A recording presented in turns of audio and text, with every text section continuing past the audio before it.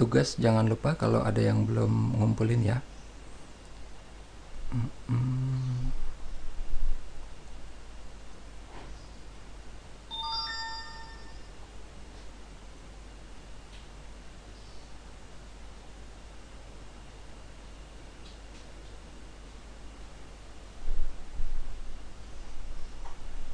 Oke, kita akan mulai sekarang pembahasannya mengenai financial disruptor. Kita lihat dulu pelajaran sebelumnya. Kita membahas tentang pertama, teknologi membawa efek positif dan negatif. Yang kedua, revolusi digital adalah revolusi teknologi dengan percepatan yang terus bertambah. Yang ketiga, konsumen menuntut pengalaman dan inspirasi dari produk-produk yang ditawarkan. Kita lihat nih di sini. Kita akan bahas nih tugas yang minggu sebelumnya itu. Kita akan lihat pertama, hardware yang kalian punya itu akan terasa semakin cepat ketinggalan zaman. Lambat, boros, baterai, atau berat. Jadi kalau dulu orang punya notebook 5 tahun masih oke, sekarang mungkin udah enggak karena percepatan teknologinya semakin tinggi. Yang kedua, kalian akan semakin tertarik bukan lagi ke fitur fisik kayak spek, yaitu prosesor, RAM, atau storage, tapi kepada the whole package, keseluruhannya. Jadi gue pengen yang cepat, terserah deh mau gimana. Karena apa? Mungkin kalian pernah ngalamin ada yang punya notebook i7 tapi nge-lag, lemot gitu. Laki-laki kebanyakan suka Tokopedia, perempuan suka Shopee. Nanti kita akan bahas di slide selanjutnya. Untuk kalian yang memilih dua marketplace, itu kalian akan cepat berpindah jika salah satu memberi pengalaman yang tidak menyenangkan, atau yang ini lagi ada flash sale, lagi ada banyak kasih diskon ongkir atau apa, cepat pindahnya. Karena apa? Kita punya banyak alternatif. Untuk pindah itu nggak susah gitu. Sekarang kita lihat kenapa cowok suka Tokopedia, cewek suka Shopee. Kita akan bahas secara desain grafis dulu, secara art, secara gimana kalau orang ngelihat logonya. Shopee dari logonya itu cuman satu warna dan warna yang feminin. Logonya gambar tas belanjaan atau mungkin tas perempuan yang mahal, saya lupa apa namanya, Longchamp kalau nggak salah. Tapi dari katanya aja Shopee, kayak cewek tuh kalau mau pergi belanja kan shopping yuk gitu. Jadi dari sini udah kelihatan bahwa itu kayak mengarah ke sana. Sebaliknya, si Tokopedia ini dia lebih berusaha general. Benar gambar tas belanjaan tapi dibikin icon, gambar burung. Burungnya itu warnanya bukan burung nuri yang warna merah feminin gitu, yang warnanya lebih netral, warna hijau. Makanya kenapa dia lebih bisa masuk ke mana aja. Ada cewek juga yang suka Tokopedia, tapi kebanyakan memang cowok. Karena di sini warnanya lebih netral, cenderung kepada maskulin. Sementara kalau yang Shopee udah benar-benar orange. Orange ini warna feminin. Oke, kita lihat lagi dari respon kalian. Ini ada satu yang perlu saya sedikit bahas. Kalau misalnya kalian ada yang punya usaha, kalau ada customer yang marah-marah, itu artinya dia masih pengen atau dia masih ada engagement dengan kalian. Kalau customer udah diem aja, itu yang kita nggak tahu dia maunya apa. Sama seperti kalian. Kalau kalian misalnya, wah gue sebel nih dengan Tokopedia misalnya, gue sebel bla bla bla bla bla bla, itu belum, dia kayaknya masih akan pakai. Kalau dia udah nggak pakai, dia nggak ngomong apa-apa, udah langsung di uninstall, udah itu aja. gitu. Jadi untuk kalian yang punya usaha, walaupun kadang-kadang nyebelin gitu ya, ada buyer yang wah cerewet atau apa, atau suka marah-marah, marah itu tandanya dia masih pengen ada engagement dengan kalian. Itu pesan saya. Sekarang kita masuk ke bahasan kuliah kita kali ini. Apa itu financial disruptor? Jadi kita akan melihat di sini fintech yang dia sukses menyelenggarakan layanan keuangan. Karena sukses, dia punya banyak customer, dia punya banyak konsumen, sehingga mengambil sebagian dari pangsa pasarnya bank tradisional atau bank konvensional. Di dunia perbankan, sebenarnya disruption itu bukan barang aneh. Kita lihat nih, ini dari kuliah pertama. Tahun 50 itu udah ada disruption. Mainframe sama kartu kredit, duit plastik. Orang tadinya belanja pakai uang kertas, pakai logam, sekarang cuma pakai plastik. Kalau dulu mau beli apa, bawa segepok duit, sekarang pakai plastik. Itu disruption. Yang kedua, ATM. Orang cuma masukin plastik, tiba-tiba keluar duit. Bagi orang yang nggak tahu kan, magic itu, ajaib. Disruption. Yang ketiga adalah Big Bang, London Stock Exchange. Tadinya semuanya masih manual, ditulis kertas, orang pada telepon, teriak-teriak apa. Sekarang full digital, full elektronik. Disruption. Yang terakhir, mobile banking. Orang tadinya kalau mau ngapa-ngapain ke bank harus datang, antri, tunggu, dapat nomor segala macam. Sekarang kalau untuk kegiatan yang remeh yang simple, itu bisa pakai SMS banking. Mungkin sekarang udah lebih canggih dong, udah pakai internet banking, pakai mobile banking, bukan yang SMS lagi yang full internet gitu ya. Tapi tahun 97 itu sangat-sangat disruption. Karena apa? Yang paling gampang, kalau orang saat itu kerja di bank, dia akan ngelihat antrian jauh berkurang. Tadinya orang cuma ngecek saldo doang, harus ngantri. Sekarang enggak. Lewat handphone. Disruption. Oke, kita lihat yang berikutnya. Ini ada survei yang dilakukan oleh majalah yang namanya The Financial Brand. Survei dilakukan kepada sejumlah direktur bank terkemuka. Hasilnya, ini apa sih yang ditakutin sama direktur bank itu? Coba lihat. The non-bank competitors yang traditional financial institution worry about most. Apa sih yang mereka paling takutin? Apple. Kenapa Apple? Kok bisa? Apple bukan bank, bukan lembaga keuangan. Kenapa Apple paling ditakutin? Ini buktinya. Tahun 2018 ada rumor Apple bakal ngeluarin kartu kredit. Dan benar kejadian. Makanya kenapa mereka takut? Begitu kejadian, mungkin awalnya enggak, ini cuma buat apa, orang beli produk Apple buat apa. Tapi kita semua di seluruh dunia ini tahu Apple itu adalah perusahaan yang sangat disruptif. Pertama, dia berhasil merombak industri komputer. Yang kedua, dia berhasil merombak industri musik lewat iPod dan iTunes. Yang ketiga, dia berhasil merombak industri film animasi lewat Pixar. Kita lihat yang pertama. Kalau nggak ada Apple, ini kayak gini kejadiannya kira-kira. Karena ini adalah pendapat para petinggi atau pakar komputer sebelum Apple terjun. Tahun 43, dedengkot atau presidennya IBM bilang, dunia itu nanti paling cuman perlu 5 komputer. Bayangin, seluruh dunia. Karena apa?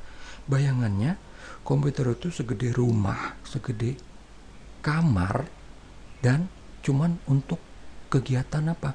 Buat di bank, di perusahaan besar, buat pemilu, buat ngitung bintang apalah segala macem. Itu gak cuman tahun 43, tahun 77 sama. Dia bilang, Ken Olsen, dia bilang kita kayaknya nggak perlu komputer buat di rumah. Makanya waktu si Steve Jobs itu dia minta duit ke bank, dibully dia. Lu mau pinjem duit buat apa? Oh, mau ini perusahaan lu bikin komputer buat siapa? Buat orang di rumah. Ngapain orang perlu komputer? Diketawain. Karena apa? Bayangan orang zaman dulu, komputer itu buat sesuatu yang maha penting, yang buat untuk apa gitu. Kalau yang lain-lain ala pakai kalkulator udah cukup. Kalau misalnya si Steve Jobs tuh nggak kekeh saat itu, mungkin beda jadinya. Mungkin kita pakainya HP kali, apa device yang bentuknya lain, nggak kayak sekarang, bukan komputer. Atau mungkin ada orang lain yang bakal mengambil perannya si Steve Jobs itu. Nah, orang lain itu yang kita bahas. Oke. Yang kedua, di bidang musik. Jadi iPod itu bukan MP3 player pertama. Jauh sebelum iPod itu udah ada. Ini MP3 player yang pertama. Namanya Diamond Rio. Sekarang perusahaannya udah mati. Ini MP3 player pertama di dunia. Dan kalau kalian lihat bentuknya, ini yang ditiru oleh iPod versi pertama. Tapi saat itu orang itu masih kayak orang IT kalau mau masarin sesuatu. Jadi yang dia tunjukin tuh apa? Oh, ini storage-nya gede loh, bisa nampung 100 lagu, 500 lagu, 1000 lagu. Oh, ini suaranya bagus loh. Oh, ini baterainya irit loh. Cuman satu aspek yang diiklanin, bukan the whole package. Kita lihat iklannya si iPod tuh kayak gimana pertama. Kayak gini doang. Dia bukan pengen menarik orang IT, dia pengen menarik seluruh dunia yang ngelihat. Karena orang pun jadi nanya, ini iklan apaan sih? Ini iklan apaan sih? Kenapa? Kalau yang tadi kita lihat di sini, ini yang tertarik siapa? Orang komputer doang. Jadi kalau orang biasa ngeliat, oh ini barang komputer udah lewat. Tapi yang ini apaan sih? Kayaknya keren gitu. Nggak ada tulisan apapun, nggak ada font, satu huruf pun nggak ada. Cuman kayak gini doang. Itu yang ngebuat heboh.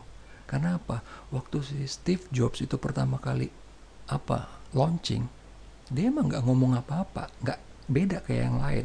Bilang, oh ini baterainya tahan 6 jam, tahan 2 hari, tahan berapa. Dia cuma bilang, ini keren, this device is cool. Udah, dia nggak pakai jargon-jargon yang ngebuat orang bingung. Dia cuma bilang gitu aja, ini keren loh, that's it. Nah, ada satu lagi yang berikutnya, yang si Microsoft, Zune itu adalah produknya Microsoft. Dia tahu tapi telat dia taunya, bahwa sebenarnya Steve Jobs itu jualan iPod bukan cuman bendanya yang dijual. Ada yang lebih penting lagi yang sampai sekarang. iPod sekarang udah nggak ada, udah mati, diganti sama HP. iTunes-nya tapi masih ada. Yang dijual adalah musiknya, lagunya, artisnya. Karena zaman dulu, zaman masih CD. Saya misalnya suka lagu dari si penyanyi A. Lagunya itu ada di album B. Saya cuma suka satu lagu di album B. Mau nggak mau saya harus beli satu album. Satu album isi 20 lagu, yang saya suka cuma satu. Beli satu album. Harganya berapa? $6, 50 ribu, 100 ribu. Beli. Dengan iTunes kan enggak. Beli ya satu lagu itu. Walaupun harganya awalnya murah kan. $1, $0,99, 99 sen. Dulu diamuk itu sama artis, sama penyanyi. Gue mau makan apa, lagu gue dihargain cuman kurang dari $1. Tapi mereka lupa volume. Dengan iTunes justru penerimaan para artis ini jadi jauh lebih gede. Karena apa? Ya itu tadi. Kalau misalnya kayak tadi, lagu dari penyanyi A dari album B, ada yang saya suka, saya beli CD-nya. Mungkin karena emang saya suka banget. Teman-teman saya yang lain nggak rela beli. Akhirnya apa? Minjem. Dengan iTunes nggak lagi. Dia beli karena dia cuma perlu satu lagu. Beli dia.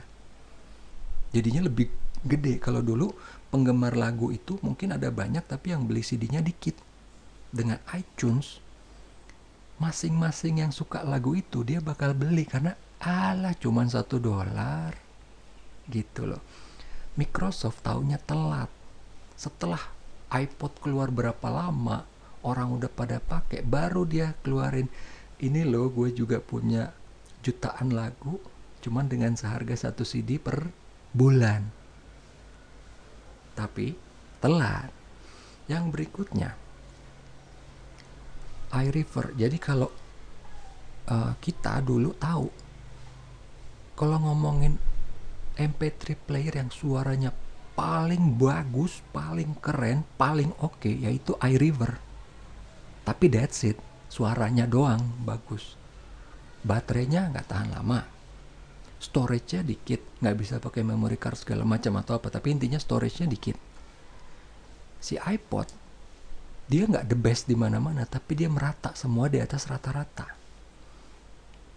Jadi di sini pun kelihatan, ini yang the best tetap nggak menang, tetap kalah. Karena apa? Ingat salah satu cirinya hyper connected consumer apa? Kita pengen experience the whole package ya. Kita nggak peduli, oh mau baterainya bagus, kayak mau apa. Kita pengen the whole package. Percuma misalnya suaranya bagus, contohnya kayak ini, iRiver. Emang sekarang di mana dia? Nggak ada, udah hilang, ya kan? Dia the best, de facto dia dulu the best suaranya. Oke. Sekarang yang ketiga, disrupsi di bidang animasi film. Jadi Pixar itu dulu perusahaan, anak perusahaannya Lucasfilm. Punyanya siapa? Punyanya si George Lucas, Star Wars. Anak perusahaan ini, dia akhirnya berusaha nih jualan, mau bikin film apa, oke dia yang bikin special effect animasi atau apanya bla bla bla. Terus mau bangkrut, dibeli sama Steve Jobs yang saat itu baru ditendang dari Apple. Dia yang mendirikan Apple, dia ditendang dari Apple. Dia bikin komputer yang namanya Next. Dia ngelihat Pixar ini sejalan sama dia.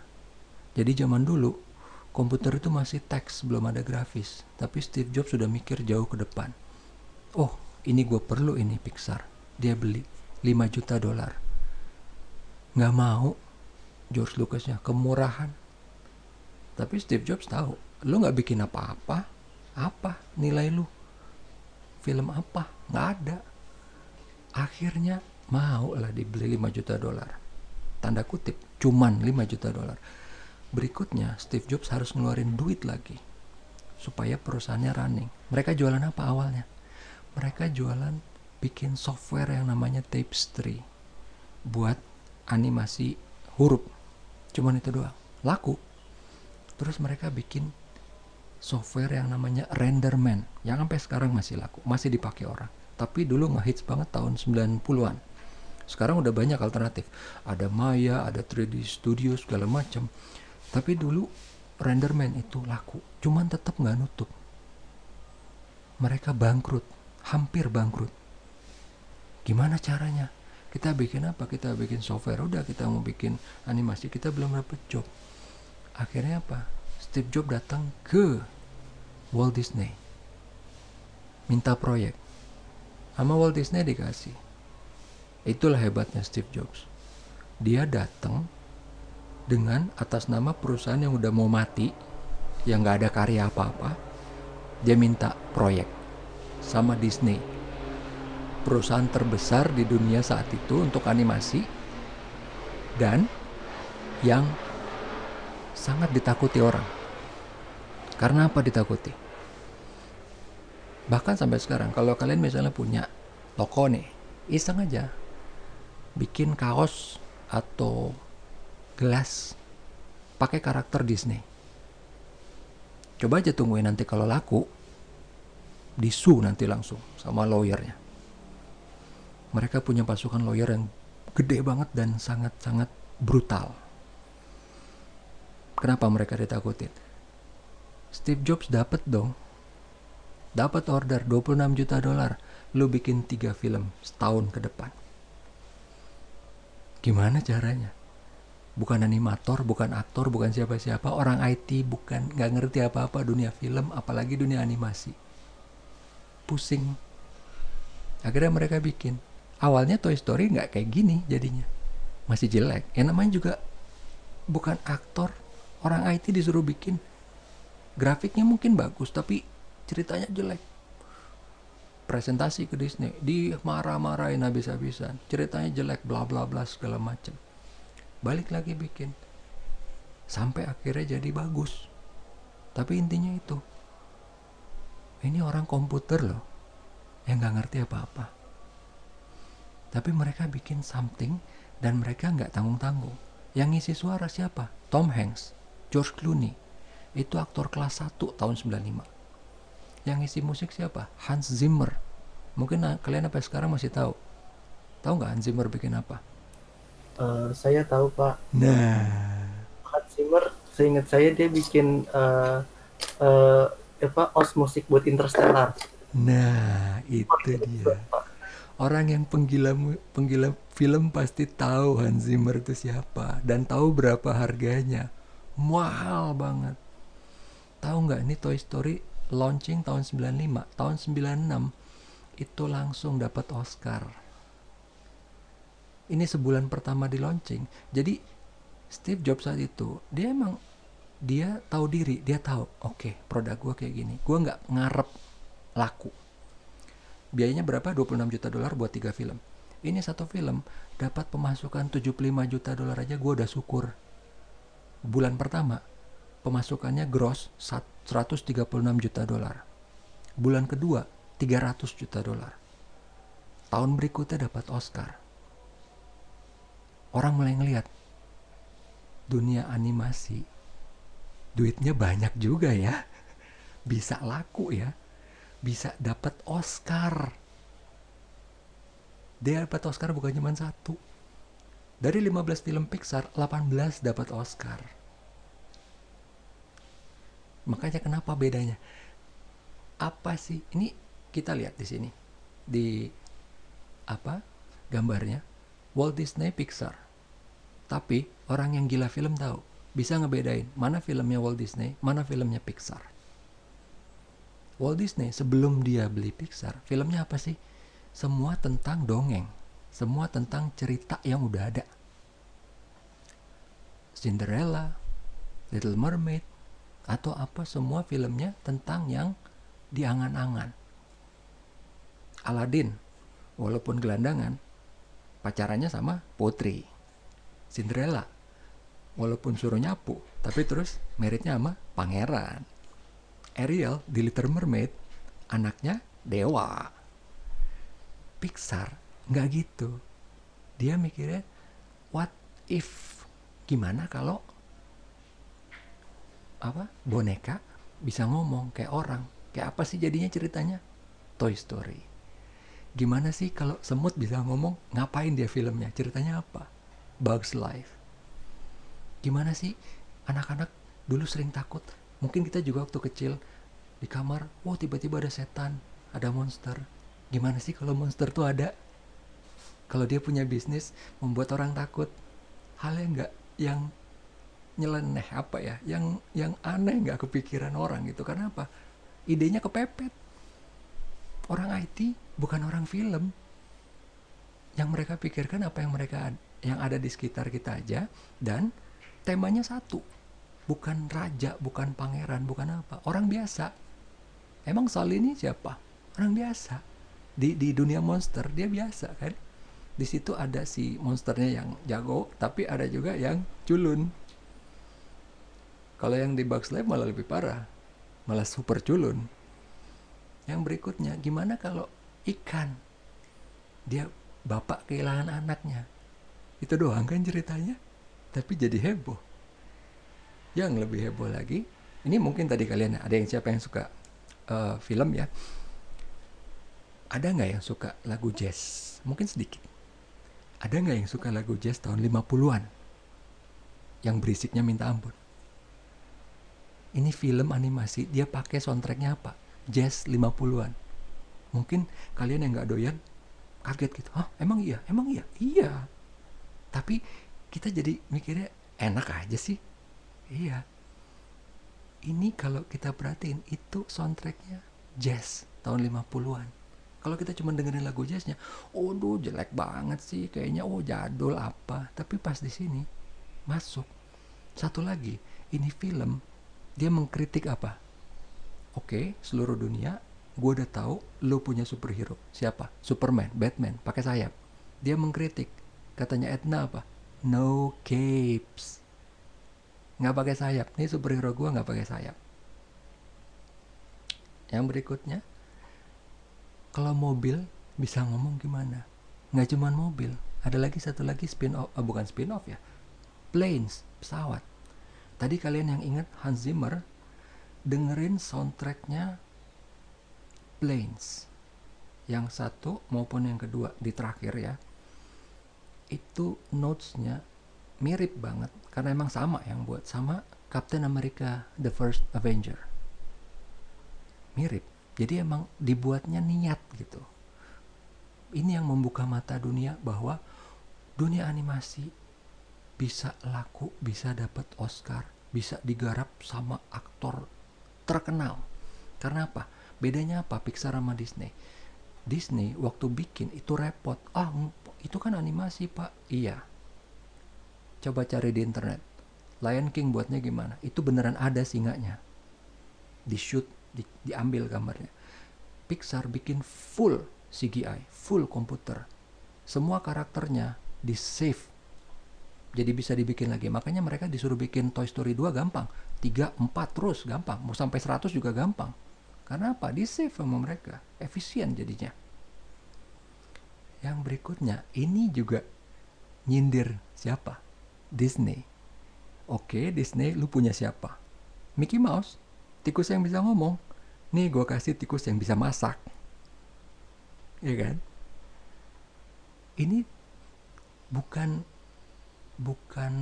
orang yang di atas rata-rata, bukan tokoh yang di atas rata-rata, orang biasa, tokoh biasa. Di dalam film itu dia bukan pemimpin, bukan orang jago, bukan apa, ya kan? Si Ratatouille ini kan dia punya bapaknya yang masih mimpin, bahkan kakaknya yang jauh badannya lebih gede, dia culun, biasa aja. Ini cerita orang kebanyakan. Terus ditantang lagi Pixar, dia bikin yang sama disruptif juga. Kalau kalian pikirin gini, film apa yang menurut kalian bagus? Terus pikirin, dialognya berapa banyak? Ini film, Wall-E, ini keren banget. Dialognya cuma 2 kan? Omongannya apa sih? Wall-E, Eva. Nggak banyak dia ngomongnya. Tapi bisa bikin orang terenyuh, bisa bikin orang nangis gitu. Bukan dari dialog. Yang terakhir, film-filmnya ini contohnya siapa? Orang tua yang udah pensiun, tokohnya bukan siapa-siapa, nggak melakukan suatu hal yang heboh, nggak ngapain gitu tiba-tiba kuat apa, enggak, biasa aja, cuman karena dia pensiun, dia sedih, istrinya udah meninggal. Ini aja. Bahkan sampai apa? Kalau kalian pernah lihat di YouTube, ada orang kan yang berusaha nerbangin rumah beneran pakai balon ini. Tapi intinya apa? Ini super disruptif. Baik di dunia film, di dunia animasi, bahkan di cerita. Itu kenapa dia bilang Makanya kenapa tadi tahun 2015 direktur bank itu takut sama Apple. Kita udah tahu Apple tuh disruptif. Berapa kali dia disruptif? 3 kali. Sekarang kita lihat fintech itu disruptifnya apa aja sih, ya kak? Kita lihat kategorinya. Pertama yang pasti pembayaran, tapi yang real time. Karena kalau cuma bayaran biasa udah ada Swift, udah ada yang lain, apa SKN apalah gitu. Pembayaran yang real time, yang sekarang gue bayar sekarang udah langsung diterima, nggak perlu nunggu 2 hari, nggak perlu nunggu sehari. Kalau mungkin kalian yang dulu pernah pakai SKN atau apa nunggu sehari kan, nggak, sekarang kita nggak ada waktu, kita udah revolusi digital man, industri 4.0. Yang itu nggak akan dianggap fintech, itu nggak akan dianggap revolusi. Yang dianggap fintech revolusi real time payment. Yang kedua apa? Pembiayaan dan manajemen keuangan. Karena apa? Kita makin kesini, mungkin kalian sudah merasa, mungkin belum merasa, tapi duit makin susah. Jadi perlu apa? Pembiayaan sama memanage duit yang kita punya. Jangan sampai boros-borosan. Yang paling gampang apa? Contohnya dulu. Kalau dulu, saya termasuk, kita punya hobi apa? Yang tanda kutip membuang-buang duit itu mobil. Bannya diganti, velgnya diganti, apanya diganti. Sekarang, kaum milenial lebih cost conscious, lebih aware untuk hal yang itu. Jadi, kita perlu memanage uang itu secara lebih bijaksana, karena memang semua makin kompetitif. Mungkin kalau sekarang milenial kesulitannya memanage uang bukan dari segi hobi-hobi mobil kayak tadi. Mungkin misalnya apa sih, saya nggak tahu kalau pada masih main Mobile Legend atau apa gitu kan, suka beli apa sih, beli armor, beli apa gitu kan, walaupun cuma 5.000 perak, tapi kalau tiap minggu kan jadi mahal juga.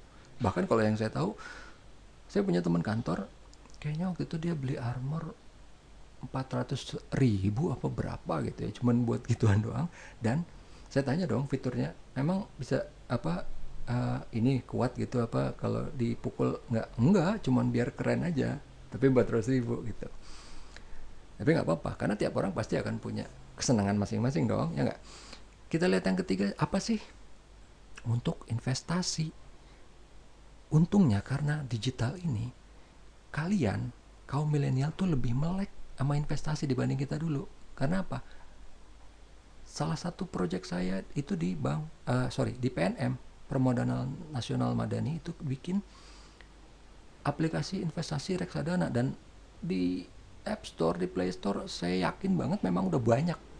Kalian cuma punya duit 10.000 bisa investasi, 100.000 bisa. Kalau dulu kita cuma punya apa? Saham sama money market. Saham minimal harus ke broker 20 juta, 10 juta. Sekarang enggak. Investasi cuman 10.000, 5.000. Bahkan kalau apa, di Bukalapak kita misalnya belanja 127.000, di bawahnya pas begitu kita lagi mau check out, udah genepin aja 130.000, 3.000-nya buat nabung emas, investasi. Yang keempat, neobank. Ini di luar negeri rame banget, tapi di kita enggak. Karena apa? OJK nggak pengen neobank yang pure neobank atau bank challenger itu masuk. Mereka pengennya bank yang udah ada ini, yang sekarang BCA, BNI, BRI, Mandiri, semua itu yang jadi neobank, itu yang jadi digital. Makanya kenapa BCA dia baru nih beli Bank Royal. BCA ini pinter. Nanti Bank Royal itu yang akan dibikin full digital, yang jadi ala neobank. Yang lain belum, yang lain masih berusaha banknya sendiri yang akan dijadikan neobank, karena memang arahan dari OJK seperti itu. Yang ketiga, yang keberapa nih? Kelima, asuransi kesehatan. Ini juga di kita sama nasibnya dengan bank. Di dunia luar itu asuransi kesehatan udah heboh banget, udah sangat canggih. Di kita sama OJK ditahan, membiarkan asuransi yang ada naik dulu. Jadi kalau di luar asuransi itu heboh. Nanti kita akan lihat seberapa canggihnya dibanding asuransi yang biasa. Kita lihat yang pertama, pembayaran. Pasti dong kalau mau ngomongin real time payment, pembayaran, kita lihat mbahnya dulu pertama siapa? PayPal. Itu yang pertama mulai tahun 98. Sebelum ada yang lain. Belum ada kata fintech sekalipun. Dia udah mulai. Habis itu muncullah yang lain, Circle, Square, Stripe. Ini pembayaran bukan cuma real time, tapi dia memangkas network. Kalau misalnya gini, ada nih perusahaan pembayaran yang udah pak lewat kita aja lebih gampang, tapi dia tetap pakai jalur lewat SKN, lewat RTGS, itu nggak fintech man, itu lewat network biasa. PayPal itu punya network sendiri langsung. Jadi nggak lewat, misalnya kalian mau bayar pakai PayPal ke teman kalian yang sama-sama di Indonesia, itu nggak lewat SKN atau RTGS, mereka langsung pakai networknya sendiri. Itu juga yang dilakuin sama fintech yang lain, karena ada fintech khusus yang di belakang layar nih. Kalau kita cuma lihat pembayaran, yang di belakangnya ada juga yang memanage networknya. Jadi udah bukan SKN lagi, dia punya network sendiri. Itu yang nanti dipakai sama fintech-fintech yang kecil kayak Circle, Square, Stripe, itu dia pakai network fintech lain. Kalau PayPal saking gedenya dia udah punya network sendiri. Ada juga yang lain yang punya network sendiri yang udah gede. Contohnya apa? Alipay sama WeChat. Alipay sama WeChat kan, pak, WeChat bukannya kayak WhatsApp ya? Iya emang, tapi saking gedenya, karena ini dua-duanya kan di Cina ya, begitu udah punya customer base yang gede banget, semua ditawarin, udah pakai network kita aja, bayar apa pakai kita aja. Sampai di Cina itu, kalian istilahnya nih ya, mau beli rokok sebatang aja, itu udah pakai QR code. Udah bayarnya, udah istilahnya kita nih udah pakai GoPay, nggak pakai duit. Jadi warung-warung di sana udah nggak terima nih. Saya mau beli nih pakai apa? Berapa yuan? Berapa? Nggak ada. Mau bayar kertas nggak terima mereka. Saking hebohnya si Alipay sama si WeChat itu. Jadi kalau kalian misalnya lihat di YouTube atau di mana gitu ya, orang pada ngomong, terutama orang bule, orang Amerika, mereka udah mulai takut. Kenapa? Ini Alipay itu udah jadi yang paling gede di dunia. Padahal mereka baru serve Cina. Lihat aja logonya. Emang bisa nih kayak gini di kita? Logonya Alipay, lihat. Bahasa Cina. Kita aja nggak ngerti kan? Apa sih ini? Mereka emang belum kesini. Mereka baru di sana. Perusahaan mereka namanya Ant Finance, ANT, semut. Ant Finance itu udah jadi yang paling besar di dunia. Dan mereka itu udah kerjasama dengan siapa? India. Cina penduduk terbesar nomor 1, India nomor 2. Mereka udah kerjasama dengan India. Dan mereka udah kerjasama dengan Korea. Korea adalah punggawanya teknologi juga kan, sama kayak Cina. Mereka udah kerjasama. Ini yang ditakutin sama orang Barat. Karena apa? Tanpa kerjasama mereka udah paling terbesar, udah paling besar atau terbesar di dunia. Mereka begitu masuk ke India, bayangin jadi kayak apa? Mereka pakai teknologi. Oke, mungkin kita bilang ya Cina kan teknologinya cemen. Oke, mereka gandeng Korea loh. Korea yang bikin Samsung, Korea yang bikin LG. Kalau dulu kan mungkin dulu kita mikir Samsung kan cemen pak. Oke, lihat dong kalau Samsung Galaxy S20 Ultra, atau misalnya lihat LG yang lain. Sekarang udah bisa dibilang udah sama levelnya sama Apple. Canggihnya udah sama. WeChat pun sama kayak gitu. Walaupun kalau Alipay dia lebih diuntungkan karena apa? Dia punya Alibaba.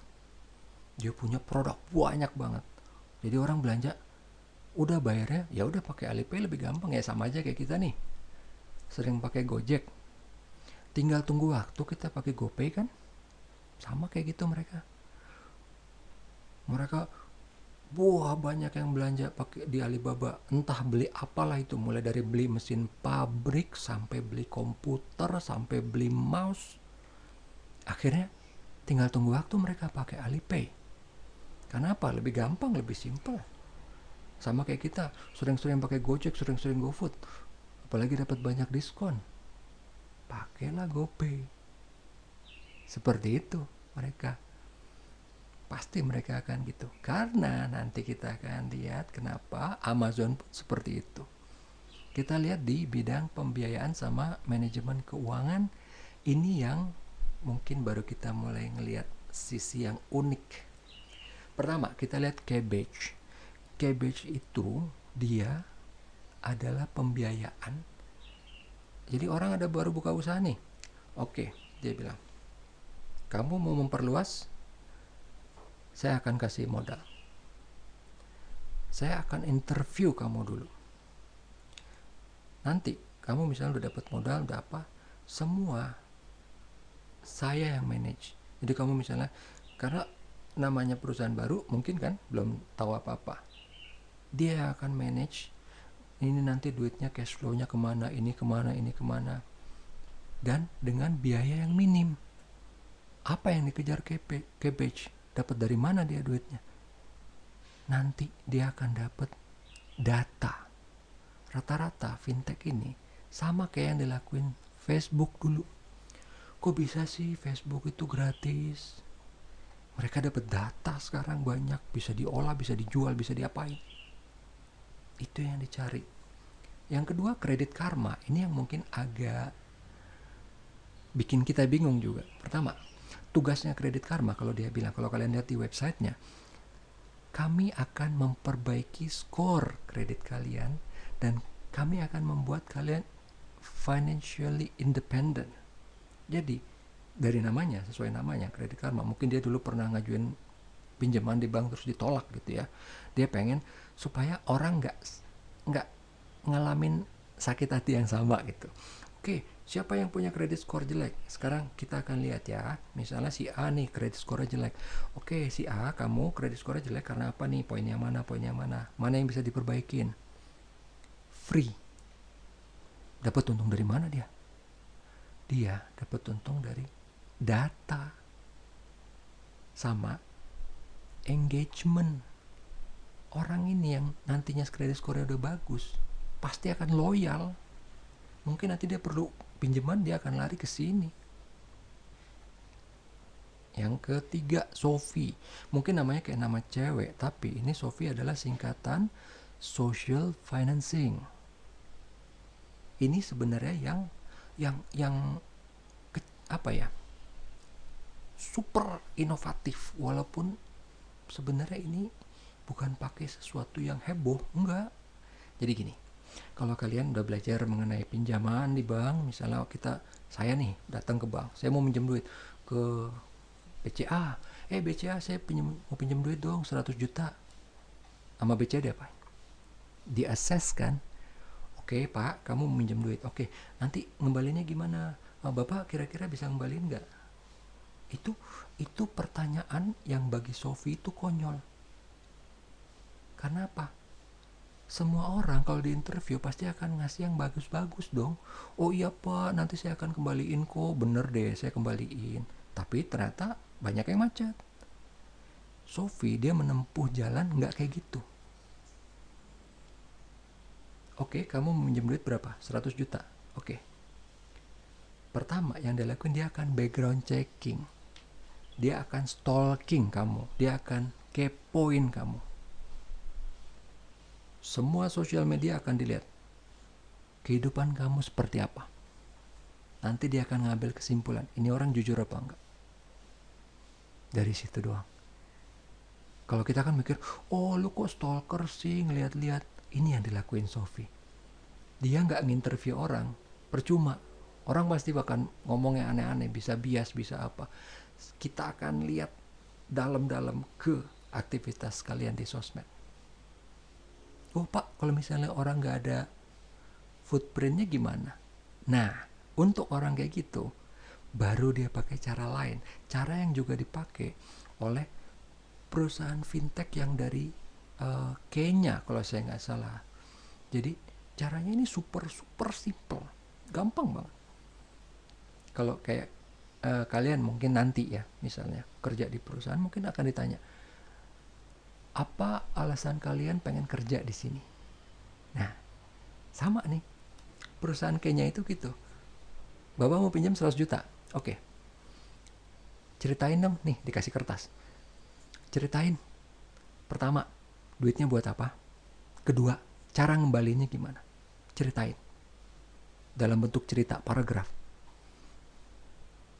Jadi, Sophie dan si perusahaan Kenya ini, dia udah punya statistik. Kalau penipu itu pakai kata-kata apa aja. Kalau orang yang emang niat mengembalikan, pakai kata-kata apa aja. Itu ada listnya. Dan itu selalu terupdate karena pakai big data kan. Jadi ini secara psikologisnya juga main. Makanya kenapa kita sekarang perlu banget design thinking, karena buat desain satu produk aja itu udah nggak cukup cuman dengan engineer, nggak cukup cuman dengan elektronik, semua hal dipakai. Ingat tadi contohnya Tokopedia, Shopee, mana mana kepikiran gitu, oh ternyata mungkin yang punya Shopee, kok aplikasi gue kebanyakan cewek sih yang make. Kalau dari awal dia tahu pakai design thinking, memang dia sudah memutuskan seperti itu hebat jadinya. Tapi itulah fungsinya design thinking, karena dia melihat the whole experience. Jadi dari sisi manusia pertama kali nerima produk, ngelihat dengan mata, megang dengan teling, dengan tangan, dengan apa, semua indera kita itu dilihat pakai design thinking. Apakah produk ini memberikan pengalaman the whole experience yang bagus atau enggak? Itu design thinking. Balik kita ke si Kenya sama Sophie tadi. Jadi dengan cara seperti itu mungkin awalnya nggak akurat, tapi semakin lama tingkat akurasinya semakin tinggi. Yang bikin heboh tadi sebenarnya perusahaan dari Kenya, karena apa? Mereka bisa dibilang bukan fintech. Mereka perusahaan biasa, makanya nggak masuk sini, bukan fintech. Mereka cuma punya ide yang brilian. Dari sisi psikologis, biasanya penipu tuh pakai kata-kata apa sih? Orang jujur pakai kata-kata apa sih? Itu kan ada ilmunya. Dia pakai itu. Tinggal orang disuruh pakai kertas. Bahkan kan si perusahaan kayaknya ini bukan fintech, nggak canggih kan? Bapak mau pinjam duit nih pak, nih kertas sama pensil sama pulpen, cerita deh. Gitu doang. Sophie ini yang fintech, dia yang mengaplikasikan itu ke dalam teknologi. Kita lihat ini yang berikutnya untuk sisi pembiayaan. Yang tadi saya udah bilang tuh kan, Alipay, Amazon juga punya. Kenapa? Ini dua-duanya dia punya barang yang banyak. Walaupun bukan barangnya mereka kan. Ini kan sama aja kayak Tokopedia kan, cuman penyedia platform. Amazon itu lebih mirip Shopee. Dia bukan cuman punya platform. Dia banyak toko jualan di Amazon, tapi Amazon juga membangun gudang, sama kayak Shopee kan, sama kayak Lazada. Nggak kayak Tokopedia nggak. Bisnis modelnya beda. Tapi Amazon membangun gudang. Bisnis modelnya Amazon sama dengan Alibaba. Mereka nyediain platform, tapi mereka melangkah lebih jauh dengan taruh gudang. Jadi kalau misalnya ada barang-barang yang memang banyak dicari orang atau gimana, itu ada yang taruh di gudang biar lebih cepat. Mereka berdua ini karena udah punya customer base yang banyak, mereka gampang dong. Oke nih, ngeluarin Amazon Prime Card yang pakai ini dapat diskon. Sama kayak kita tadi apa? Gojek. Kita pakai GoPay, saya pribadi misalnya, nggak perlu disuruh. Gue pakai aja GoPay, gila loh diskonnya 10.000, lumayan, nggak perlu disuruh. Amazon Prime Card juga gitu, yang belanja di Alibaba juga gitu, dapat diskon, dapat apa, kenapa? Ingat tadi tugas kita, saya suka Shopee, saya suka Tokopedia, karena apa? Banyak kasih diskon ongkir, ada COD, pokoknya intinya apa? Convenience kan buat kita. Sama ini juga gitu.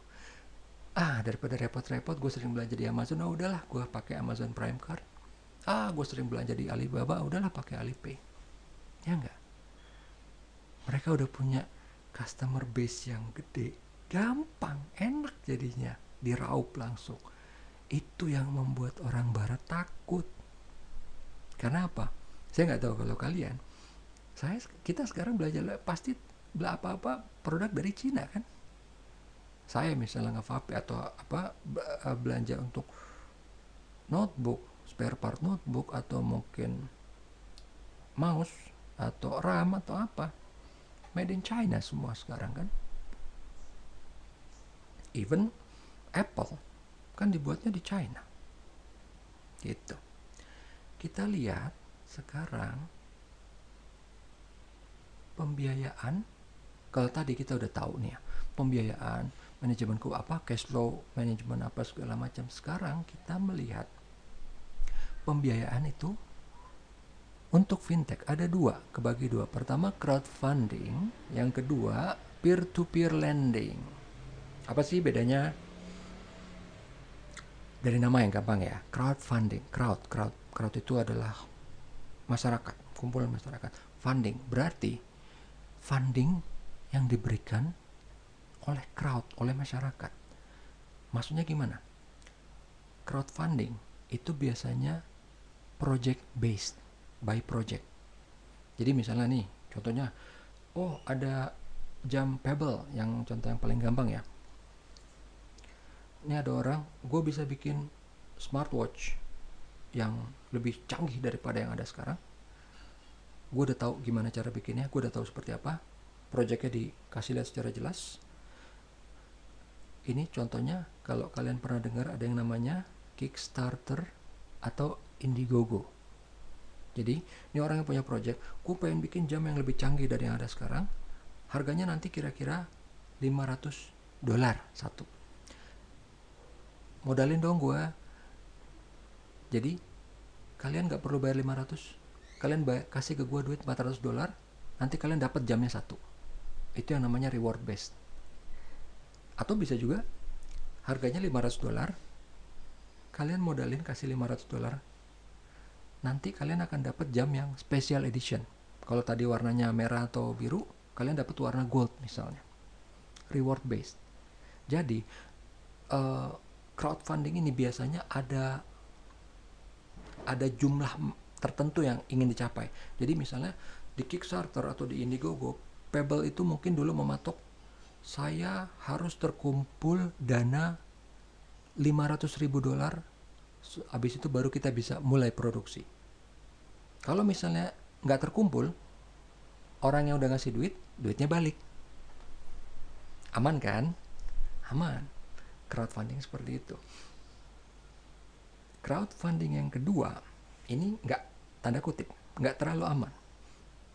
Jadi istilahnya kalau kita di finance kan, high risk, high gain. Jadi kalau tadi kita urunan nih, patungan, $400. Tapi kalau ternyata projectnya gagal, nggak tercapai 500.000-nya tadi, duit kita balik. Kalau equity nggak. Ada perusahaan baru, perusahaan apa nih misalnya baru, kayaknya bakal gede nih, gue injek deh duit. Misalnya gue injek duit $10.000. Kalau ternyata perusahaannya jadi gede banget, untung gue berlipat ganda dong, ya nggak? Tapi kalau perusahaannya mati, hilanglah $10.000 gue. Gitu. Tapi loh Pak, emang ada orang mau kayak gini? Banyak. Karena apa?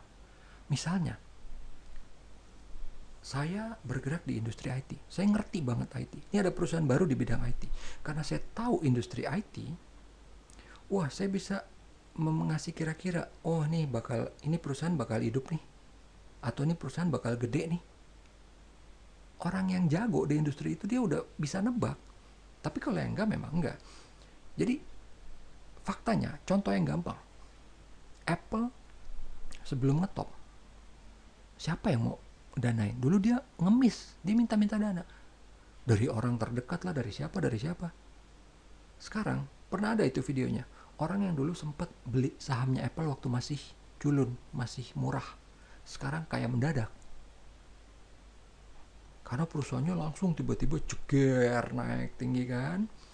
Jadi tadinya duitnya yang ditanam $100, wah berlipat jadi $5.000, $10.000. High risk, high gain. Jadi kalau untuk orang yang nggak ngerti industrinya jangan. Tapi kalau orang yang ngerti, dia tahu, dia bisa nebak arahnya. Oh, gue tahu nih industri ini. Oh, gue tahu nih si perusahaan ini nih, si Anu tuh orangnya gue tahu jago dia. Oke, bisa. Gitu. Itu crowdfunding. Nah, sekarang peer-to-peer lending itu apa? Lebih gampang, men. Peer-to-peer lending, bayangin aja nih Tokopedia. Tokopedia cuma di tengah. Dia ngumpulin penjual, dia ngumpulin pembeli. Itulah platformnya peer-to-peer lending. Dia cuma ngumpulin orang yang punya duit banyak, kelebihan duit mau investasi. Dia ngumpulin, oh ini orang yang perlu duit. Udah, itu aja. Jadi fungsinya kurang lebih sama kayak bank. Makanya kenapa di video yang saya kasih, peer-to-peer lending itu larinya kencang, udah gede sekarang. Sehingga masalah yang dihadapi sama kayak bank. Apa? Kredit macet. Bisa macet karena apa? Ini banyak nih yang mau apa? Yang punya kelebihan dana, yang dia mau invest, tapi dia pengen returnnya tinggi dong. Gue nggak mau pokoknya di bawah 15%, gue pengennya 15% atau lebih tinggi. Ya dia yang punya duit kan, ya si yang punya platform di tengah dia kan nggak peduli. Ya oke, gue cariin, dia cari orang yang mau. Walaupun misalnya sebenarnya bunganya ketinggian dong, dia cariin, ada yang mau nggak nih? Orang akhirnya yang kepepet, mau nggak mau kan dia ngambil. Akhirnya nggak sesuai hitungan dong. Wah karena 15%, menggap-menggap dia bayarnya, macet lah jadinya. Masalahnya sama kayak bank di peer-to-peer lending ini. Kalau tadi di crowdfunding enggak, karena apa? Ini tipenya beda sama bank. Kalau kita cuma yang reward based, gampang kan, aman banget. Ya udah, kalau proyeknya nggak jalan, duit kita balik, selesai. Kalau proyek jalan kita dapat. Atau yang equity. Nah equity ini yang istilahnya benar-benar kayak kita invest beneran nih. Kalau kita nggak tahu, hilang duitnya. Tapi kalau kita tahu, untungnya berlipat. Di peer-to-peer lending itu, di OJK, itu udah didata. Mana yang berizin, mana yang cuma terdaftar. Kalau yang berizin, dia boleh ikutan nentuin. Jadi misalnya nih, oh yang punya modal, oh gue pengen pokoknya cuma 15%. Dia bisa ngasih pendapat, bilang, oh jangan 15 karena ketinggian atau apa bla bla bla. Walaupun sebenarnya dia nggak peduli, dia nggak, ya udah saya cariin deh 15, ada yang mau nggak 15 gini. Kalau yang terdaftar, dia sebenarnya masih diawasin oleh OJK. Jadi istilahnya dia masih dalam pengawasan nih, karena belum terlihat bahwa mereka punya skill yang cukup sehingga mereka belum dapat izin, atau mereka mungkin belum mendaftarkan izinnya. Sekarang mereka begitu daftar izin ke OJK, OJK akan melihat kan, akan diakses semuanya. Jadi faktanya yang berizin baru 41, 123 itu masih terdaftar. Jadi kalau misalnya ntar ada apa-apa, itu nggak di backup juga sama OJK. Kalau misalnya kayak tadi contohnya, ada yang macet, ya nggak di backup dong sama OJK. Ini baru terdaftar, belum punya izin sebenarnya. Itu peer-to-peer lending. Kalau tadi kita lihat apa? Kalau kalian ingat video yang saya kasih linknya, bahwa masalah yang memang perkembangannya pasti cepat, pasti akan cepat, kayak Tokopedia gitu. Tapi dia juga mewariskan masalah yang sama dengan bank. Karena orang jadinya karena kepepet, perlu, oh adanya cuma yang 15% nih modalnya, ya udah mau nggak mau ambil. Walaupun sebenarnya hitungan mereka yang punya usaha, mereka cuman survive dengan modal bunga 14 atau 13.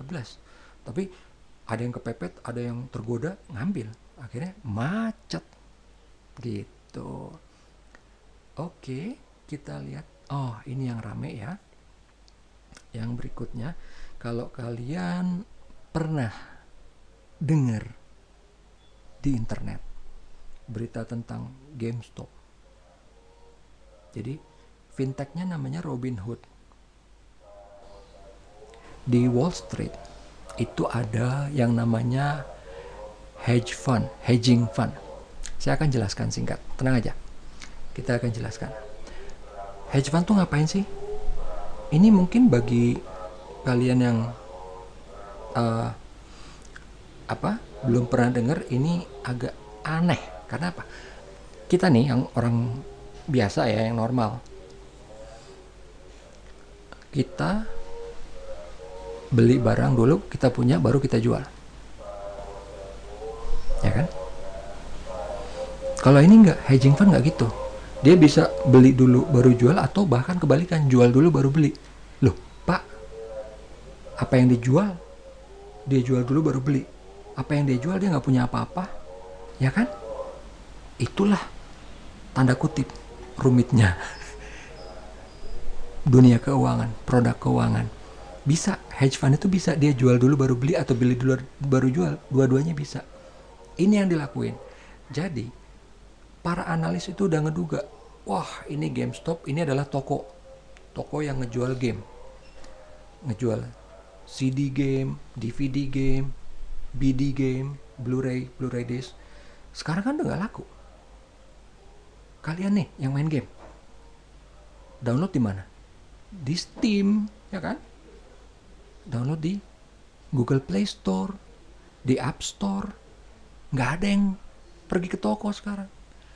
Makanya analis meramalkan, ini GameStop bakal turun nih. Bakal turun. Akhirnya para hedge fund ini, oke, karena bakal turun, kan turun tuh gini, sekarang harga 500, di masa depan kemungkinan jadi 100. Oke, biar kita untung gimana? Kita jual sekarang di 500. Nanti kan di masa depan harganya 100. Kita beli di masa depan 100. Jadinya ada profit 400. Jadi jual di sekarang, beli nanti di masa depan, dengan asumsi harganya turun. Para orang yang dulunya boomer gitu ya, misalnya kayak saya nih, yang dulunya belanja di GameStop, beli game di GameStop, mereka lihat itu, mereka nggak terima. Enak aja toko gue, lu apa-apain cuman buat dapat untung. Mereka melawan. Ini orang nih, hedge fund semuanya pada jual biar nanti beli gitu kan. Jual sampai harganya turun. Apa yang dilakuin oleh mereka? Mereka ini tergabung, punya forum, Wall Street Bets atau apa. Mereka bikin hashtag Save GameStop, Save GameStop. Akhirnya berhasil. Yang tadinya harganya diharapkan turun jadi 100, ternyata harganya naik berkali lipat. Sempat naik 3 kali lipat. Jadi tadinya misalnya harganya 500, diharapkan turun 100. Ternyata karena aksi beli dari orang-orang ini yang melawan, tadi kan si hedge fund dia aksinya jual, dibeli dong sama si para yang ngelawan ini, karena dia nggak terima, dia nggak mau GameStopnya itu dimainin harganya, dibeli semua sampai akhirnya harganya naik berkali lipat. Misalnya nih contoh yang tadi, contohnya naik jadi 1.500, sehingga para hedge fund ini rugi dong. Tadinya ngarep untung 400, rugi 1.000. Bayangin. Sampai akhirnya apa? Sama SEC, sama Wall Street, di stop perdagangannya. Tambah marah dong yang lawan. Kok marah? Mereka kan udah menang. Betul. Tapi mereka punya pertanyaan yang valid. Mereka nanya ke Wall Street gini, Wall Street, kenapa di stop? Apa alasannya? Oh iya, karena harganya udah gak masuk akal. Bagi lu kan gak masuk akal, karena harganya ketinggian kan. Karena para hedge fund ini rugi kan. Coba kalau misalnya kita gak turun tangan, harganya turun jadi 100, jadi 50, jadi 10, lo stopin gak? Enggak kan. Makanya mereka bilang di internet, ini kalian stopin karena udah merugiin teman-teman kalian kan, bukan kita-kita.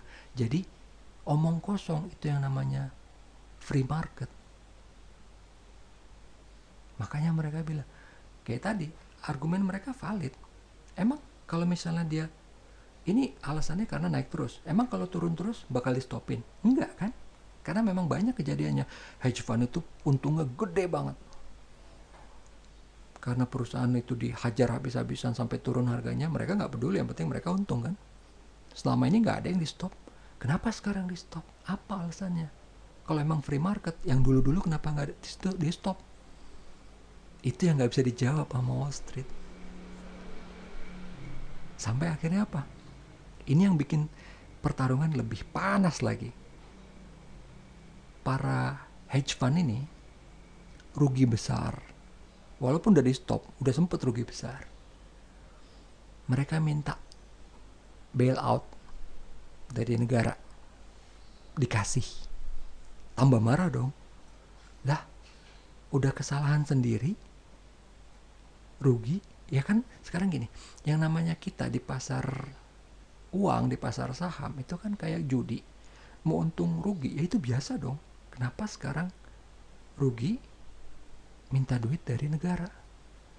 Duit orang yang bayar pajak juga sebenarnya. Kan duit negara itu sebenarnya duit warga negara kan. Mereka tambah marah dan mereka akan bilang, oke, nggak apa-apa, kita tahu yang penting bahwa kita bisa. Itu aja. Jadi omong kosong yang namanya free market, tapi kita udah tahu bahwa kita bisa. Jadi kalau kita udah bersatu, itulah yang sekarang masih panas. Karena apa? Karena si pemerintah, kalau saya nggak salah ya, di finance secretary-nya itu yang di Amerika itu, dia menyetujui bailout. Wow, dibully sama internet. Mereka menyetujui bailout untuk si para hedging fund ini. Gitu. Oke, ini tinggal sedikit lagi sebenarnya. Kita break dulu 5 menit ya. Kalau ada yang mau sholat atau istirahat. Oke.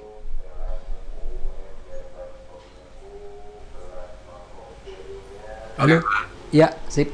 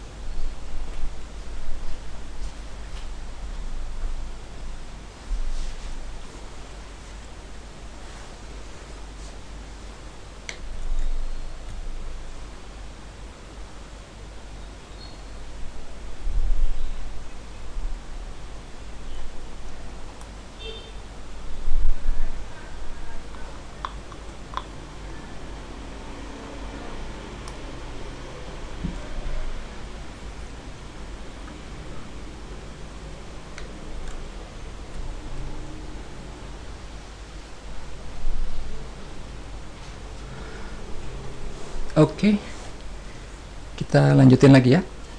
Tinggal beberapa slide lagi. Tadi kita udah bahas ini untuk yang fintech investasi, kasusnya si Robinhood ini. Sebenarnya Robinhoodnya sih bagus. Justru karena si adanya Robinhood, jadinya para si Wall Street Bet ini bisa ngelawan hedging fund dari Wall Street. Ini termasuk disrupsi.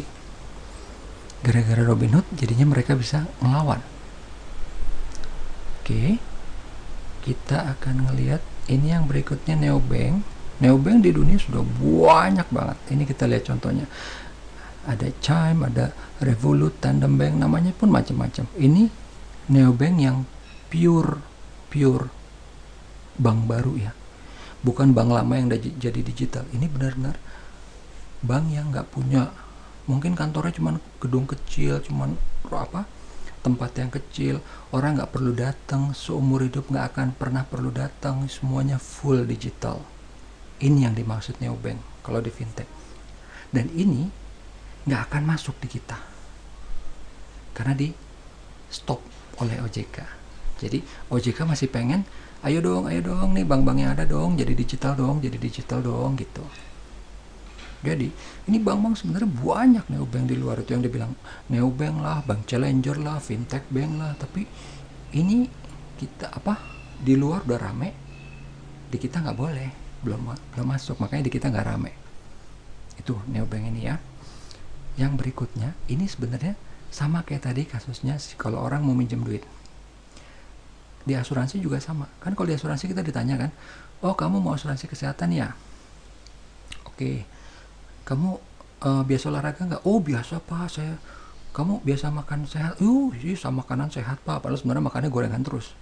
Karena apa? Kan asuransi kesehatan menentukan ini orang hidupnya sehat apa enggak. Kalau misalnya hidupnya sehat, preminya rendah. Kalau hidupnya nggak sehat, preminya tinggi dong. Karena kemungkinan sakit atau mungkin meninggalnya tinggi. Nah, fintechnya si Oscar sama Zenefit, dia nggak peduli dong. Dia nggak ngapain nanya orang bakal bohong ataupun gak ingat atau apa. Jadi pakai Fitbit, dia akan ngambil datanya. Oh kamu asuransi kesehatan, kamu punya Fitbit nggak? Punya. Kita akan ambil data dari situ, nggak perlu interview.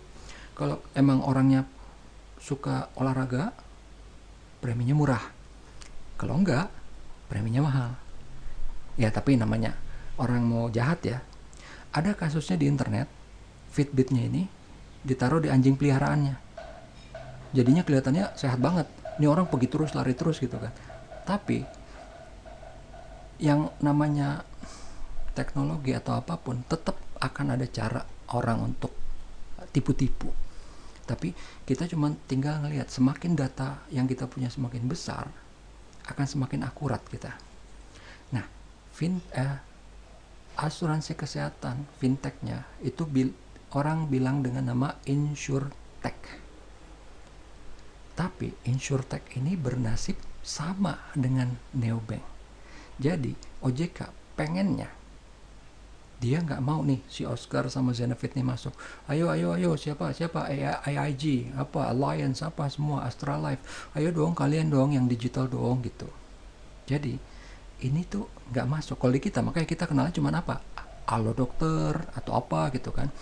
Kalau yang pure nih fintech yang dia benar-benar premi sesuai dengan data yang mereka dapat dari big data, premi itu jadi super akurat dong. Jadi di luar tuh ada, terutama kalau misalnya mobil nih, asuransi mobil, apalagi kalau mobilnya misalnya Tesla yang emang udah connect ke internet, dia bakal lihat cara nyetirnya. Begitu nyetir ugal-ugalan, preminya langsung naik real time. Tapi ya itu mungkin cuman bisa diaplikasiin di Tesla. Mobil lain kan belum connect ke internet. Apalagi ya ini sekarang ini di OJK itu cuman InsurTech. Dia baru ngelihat, pokoknya InsurTech yang dari fintech itu belum, nggak tahu nanti ya, belum boleh masuk. Sekarang ini lagi digebah-gebah yang ada untuk go digital, dan yang udah ada yang misalnya baru-baru platform yang baru ada yang ala-ala fintech itu dikategoriin. Tadi kayak pertama kita lihat Pertama itu agregator. Agregator itu contohnya Tokopedia. Itu kan ada nawarin asuransi kan. Oh, dia cuma agregator. Jadi dia cuma ngumpul-ngumpulin sama kayak tadi peer to peer lending. Dia cuma ngumpulin, oh oke, apa lu punya asuransi apa nih? Ada asuransi, ada banyak kan, dikumpulin sama dia. Nanti orang yang di Tokopedia lihat, oh perlu produk asuransi, nih ada ini, langsung aja ke sini ya gitu. Itu agregator. Kalau yang intermediaries atau broker, dia contohnya kayak tadi peer to peer lending, dia udah punya izin, dia udah berhak ngasih saran, dia udah berhak, dia udah saran dia udah diakui oleh asuransi, makanya dia udah dianggap broker atau agent. Yang ketiga ini yang full stack, ini yang digebah-gebah sama OJK. Ayo dong AIG, ayo dong apa Astra Life semua jadi digital gitu. Ini yang sudah full stack. Yang sudah full stack yang saya tahu itu adalah Alliance. Udah ada memang, tapi kan nggak bisa se inovatif dari yang kecil-kecil. Karena apa? Ingat yang saya bilang di pertemuan pertama. Selamanya fintech itu adalah Formula 1 yang konvensional, bank ataupun mungkin asuransi dalam hal ini, itu adalah traktor. Gak ada yang lebih bagus, gak ada yang lebih jelek, tapi nature-nya memang udah beda. Nature-nya memang sudah beda. Jadi semua udah punya kegunaan masing-masing. Kita nggak bisa bilang, oh bagusan ini dong, Formula 1 kenceng, alah Formula 1 lu ngebajak sawah, nggak bisa. Gitu. Nah, nanti kita akan lihat di pertemuan berikutnya itu, kenapa sih fintech itu muncul? Apa hubungannya dengan Krismon? Kalau kalian mungkin ada yang udah pernah tahu, udah pernah belajar, Krismon kan ada banyak kan. Awal dulu pertama tahun 98, udah itu tahun 2003, 2005, terus yang super heboh tahun di 2008. Itu. Nanti kita lihat nih, kok bisa ada fintech sih? Gimana sih munculnya fintech? Terus apa ada hubungan sama Krismon? Gitu. Oke. Sudah selesai. Udah ada, kan saya udah taruh ada contoh soal di Google Form. Udah ada yang buka belum? Kalau misalnya udah ada yang buka, nanti misalnya, Pak ini jawabannya apa sih, apa itu kan bisa dilakuin gak cuma sekali. Jadi misalnya, oh salah jawabannya, lakuin lagi ntar misalnya kalian ketemu jawabannya apa. Atau misalnya, Pak emang yang ini jawabannya ini atau apa. Kalian nanti bisa di form diskusi atau mungkin di apa WA group, atau mungkin mau ditanya di sini juga boleh sekalian kalau mau. Ada pertanyaan nggak? Mana ya?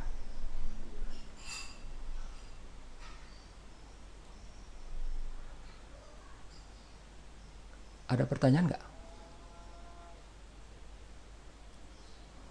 Belum ada Pak kalau saya. Nggak apa-apa ya. Ya itu apa? Kalaupun nanti misalnya ada, bisa di grup, bisa di apa di e-kampus atau di mana. Kalau misalnya nggak ada pertanyaan nggak apa-apa. Oh iya, sama itu tadi. Tugas jangan lupa dikumpulin. Yang kedua, kisi-kisi itu contoh soal ya, bukan kisi-kisi. Karena itu baru untuk apa? Soal dari materi pertemuan pertama. Karena saya masih buat untuk pertemuan kedua udah jadi tapi belum dimasukin ke Google Form, udah ada. Nanti kalau misalnya ada lagi saya akan kasih lagi. Jadi intinya itu supaya kita tahu nih, oh tipe soalnya kayak gini, oh nanti jawabannya apa sih, mau dihafalin juga nggak apa-apa karena kan memang kita belajar buat ngapalin kan, buat oh ini adalah ini adalah ini gitu kan. Jadi misalnya oh mau dilatih-latih terus, makanya kenapa si contoh soal itu boleh nih berkali-kali, mau diambil terus-terusan, mau kita ambil sekarang, habis itu wah dapatnya jelek nih, ulang lagi. Nanti waktu UTS itu cuma bisa sekali gitu. Nah sekarang latihan nih, dipuas-puasin gitu. Oke, kalau udah nggak ada pertanyaan saya tutup aja ya. Pokoknya nanti abis ini tugas akan saya langsung kasih grade gitu. Oke. Baik Pak. Ya, terima kasih atas perhatiannya ya. Assalamualaikum warahmatullahi wabarakatuh.